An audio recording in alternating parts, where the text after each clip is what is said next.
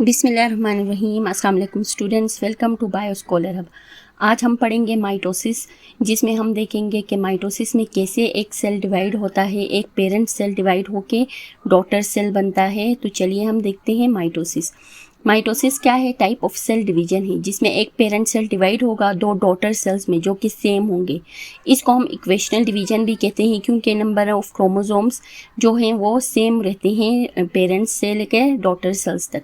ये somatic cells में होता है। यहाँ देखिए पेरेंट सेल्स डिवाइड हो रहा है दो डॉटर सेल्स में। 4 स्टेजेस ऑफ माइटोसिस हैं, जिसको हम PMAT कहते हैं।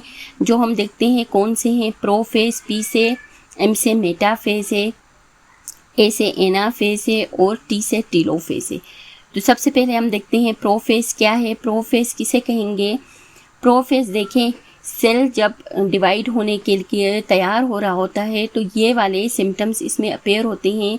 सेल का साइज़ इंक्रीज होगा और उसमें कुछ चेंजेस आएंगे, जिसमें सेंट्रियोल्स जो हैं वो बनाएंगे। ये देखिए, ये सेंट्रियोल्स हैं। सेंट्रियोल्स जिसको कलेक्टिवली सेंट्रोसोम कहा जाता है, ये बनाएंगे स्पिंडल फाइबर्स। ये वाले हैं स्पिंडल फाइबर्स हैं।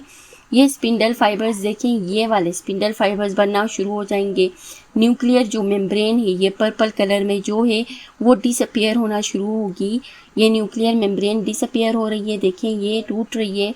और यहाँ पे जो क्रोमेटिन मटेरियल जो इंटरफेस में हमने पढ़ा है वो बिकम थिक होना शुरू हो जाएंगे और क्रोमोसोम्स बनना शुरू हो जाएंगे।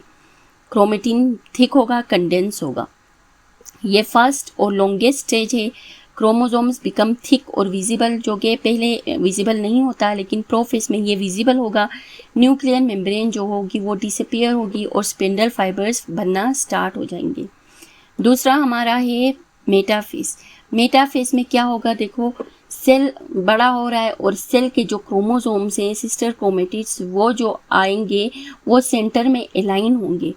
ये देखें, ये सेंट्रोमियर है, यहाँ पे ये सेंट्रोमियर है, यहाँ पे स्पिंडल फाइबर्स जो हैं वो अटैच होना शुरू हो जाएंगे। ये स्पिंडल फाइबर्स सेंट्रोमियर के साथ दोनों साइड से जो सेंट्रियोल्स के स्पिंडल फाइबर्स निकलेंगे वो इसके साथ अटैच होना शुरू हो जाएंगे। ये देखिए मिडिल स्टेज है। Chromosomes line up at equator. Equator में ये देखिए यहाँ सेंटर में ये लाइन अप होगा। Spindle fibres attach to the centromere. Centromere के साथ ये अटैच होंगे। नेक्स्ट हमारा एनाफेज है, जिसको हम सेपरेशन स्टेज या क्रोमोसोम स्प्लिट स्टेज भी कहेंगे। ये शॉर्टेस्ट स्टेज है। इसमें देखें यहाँ पे जो क्रोमेटिड्स हैं ये स्प्लिट होंगे और बनाएंगे सिस्टर क्रोमेटिड्स बनाएंगे।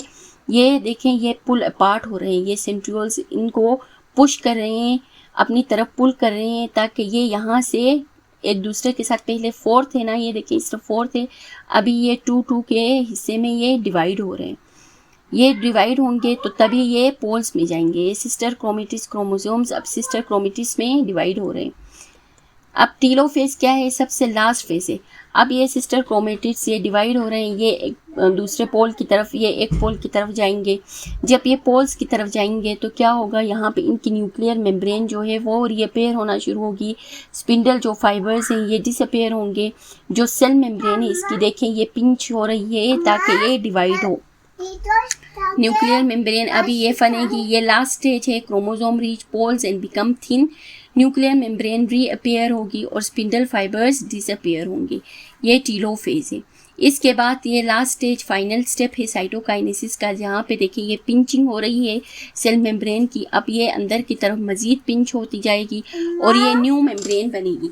न्यू मेम्ब्रेन बनने के बाद एक सेल जो है वो दो डॉटर सेल्स में डिवाइड होगा। ये साइटोकाइनेसिस डिवीजन ऑफ, हम इसको साइटोप्लाज्म कहते हैं। एनिमल्स में ये क्लीवेज फरो बनेगा, जबकि प्लांट्स में ये सेल प्लेट की तरह बनता है, जिसको हम फ्लेग्मोप्लास्ट कहते हैं। दो डॉटर सेल्स हैं जो genetically identical to parent cells बनेंगे। सेम नंबर ऑफ क्रोमोसोम्स यानी 2 and 46 जो क्रोमोसोम्स हैं वो दोनों में होंगे। यानी जो पेरेंट में जितने हैं पहले ये नंबर डुप्लीकेट होगा, ये क्रोमोसोम्स डबल होंगे, फिर उसके बाद ये डिवाइड होंगे। डिवाइड होने के बाद ये दो डॉटर सेल्स में कन्वर्ट होगा, जिसमें इक्वल नंबर ऑफ जो पेरेंट, अभी देखें पेरेंट सेल में देखें 8 पहले 4 थे, ये डुप्लीकेट होंगे, 8 बनाएंगे। 8 बनाने के बाद ये सेल जो है ये भी इससे डिवाइड होगा। डिवाइड होने के बाद एक सेल 2 बनेंगे। दोनों के पास देखिए इक्वल नंबर है, 4 क्रोमोसोम्स दोनों के पास ही। तो इसको हम कहेंगे साइटोकाइनेसिस कहेंगे। साइटोकाइनेसिस प्लांट्स में देखें, प्लांट्स में एनिमल सेल्स में हमने देखा ये क्लीवेज फरो बनेगा, यहाँ से ये इसको ब्रेक डाउन करेगा, जबकि प्लांट सेल्स में यहाँ से बीच में एक सेल प्लेट बनेगी जिसको हम फ्रेगमोप्लास्ट कहेंगे। ये गोल्जी वेसिकल्स इकट्ठे होंगे, यहाँ पे सेंटर में जमा होंगे और ये एक सेल प्लेट बनाएंगे जो सेल को डिवाइड करेगा। देखें यहाँ पे प्लांट सेल की साइटोकाइनेसिस कैसे होगी, दो जो मॉलिक्यूलर मेम्ब्रेन्स हैं वो अलग अलग पोल में जाएंगे, बीच में इनकी गोल्जी अपरेटस मिलके, गोल्जी वेसिकल्स मिलके क्या बनाएंगे, वेसिकल्स मिलके एक प्लेट बनाएंगे जिसको हम फ्रेगमोप्लास्ट कहेंगे, जो इसको डिवीजन में हेल्प करेगी। ये फ्रेगमोप्लास्ट है। सिग्निफिकेंस ऑफ माइटोसिस क्या है? माइटोसिस हेल्प करता है ग्रोथ में, ह्यूमंस की ग्रोथ में हेल्प करता है। जैसे सेल्स इंक्रीज होते जाएंगे, नंबर ऑफ सेल्स ह्यूमन की ग्रोथ होती जाएगी। रिपेयर और हीलिंग में कोई चोट लगे, कोई स्कार हो, यहाँ पे देखें स्कार होगी, वो स्कार माइटोसिस के ज़रिए सेल नंबर इंक्रीज होगा, यहाँ पे स्कार्स भरना शुरू हो जाएंगे। जो सस्टेनेबिलिटी ऑफ जीन्स है ये सेम रहेंगे, यानी पेरेंट में 2 हैं तो डॉटर में भी 2 आएंगे, क्योंकि यहाँ नंबर इंक्रीज होगा, रेप्लिकेट होंगे, 2 से 4 बनेंगे, फिर सेल डिवाइड होगा। देखें यहाँ पे एक सेल डिवाइड होगा, 2 डॉटर सेल्स बनेंगे, उनमें भी नंबर ऑफ क्रोमोसोम सेम रहेगा। वोन हीलिंग और रीजनरेशन हो गया, अगर कोई पार्ट टूट जाता है जैसे स्टार फिश का है, अगर कोई आर्म ब्रेक होता है तो वो दोबारा रीजनरेट होता है। ओल्ड सेल्स, ओल्ड और डेड सेल्स जो हैं बॉडी के वो रिपेयर होंगे, न्यू सेल्स बनाएंगे। एसेक्सुअल रिप्रोडक्शन जो है वो माइटोसिस के ज़रिए होती है, जिसमें देखिए बर्ड्स बन रहे हैं हाइड्रा के, तो ये इंपॉर्टेंस ऑफ माइटोसिस है। नेक्स्ट हमारा है क्लोनिंग। क्या है? देखिए क्लोनिंग भी माइटोसिस का प्रोसेस है। क्लोनिंग में क्या होता है, आइडेंटिकल कॉपी बनती है ऑर्गेनिजम्स की, एक ही ऑर्गेनिजम्स की सेम ही कॉपी बनाएंगे जिसको हम कहेंगे क्लोनिंग। ये देखें, ये डॉली द शीप जो है क्लोन, सबसे पहले क्लोन की गई एनिमल है जो इसके एग्जैक्ट कॉपी है। इसका सोमेटिक सेल यानी बॉडी से सेल लेंगे, सेल लेके उसको ऑर्गेनिज्म के अंदर उसके न्यूक्लियस को इंट्रोड्यूस कराएंगे जिससे सेम ही दूसरा ऑर्गेनिज्म बनेगा, इसको क्लोनिंग कहेंगे। नेक्स्ट है टिश्यू कल्चर। ये भी इम्पोर्टेंट है, माइटोसिस इसमें होती है क्योंकि इसमें एक सेल का टिश्यू लिया जाएगा, प्लांट का देखें एक प्लांट का टिश्यू लिया जाएगा, उसको हम आर्टिफिशियल मीडिया में इंट्रोड्यूस करेंगे। आर्टिफिशियल मीडिया में हम इसको इंट्रोड्यूस करेंगे तो सेम इसी तरह का न्यू प्लांट बनेगा जिसको हम कहेंगे टिश्यू कल्चर कहेंगे। स्टेराइल कंडीशंस में हम इसको रखेंगे तो ये इसको हम मीडियम, न्यूट्रिएंट मीडियम प्रोवाइड करेंगे तो ये न्यू ऑर्गेनिज्म या प्लांट बनेगा जिसको हम कहेंगे टिश्यू कल्चर। नेक्स्ट है वेजिटेटिव प्रोपगेशन। इसमें भी माइटोसिस का प्रोसेस है जिसमें एसेक्सुअल रिप्रोडक्शन है।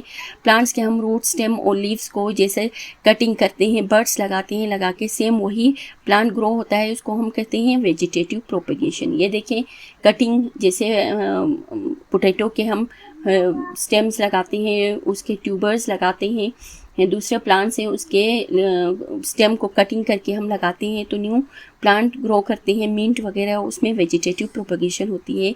ये सब होते हैं माइटोसिस से, क्योंकि एक ही सेल डिवाइड हो रहा है, बार बार डिवाइड होके एक न्यू ऑर्गेनिज्म या न्यू प्लांट या न्यू स्पीशी बनाएगा जिसको हम कहेंगे वेजिटेटिव प्रोपगेशन। तो ये था आज का हमारा लेक्चर माइटोसिस के बारे में, आपको समझ में आया होगा। Thank you for watching this channel. तो लाइक, शेयर एंड सब्सक्राइब।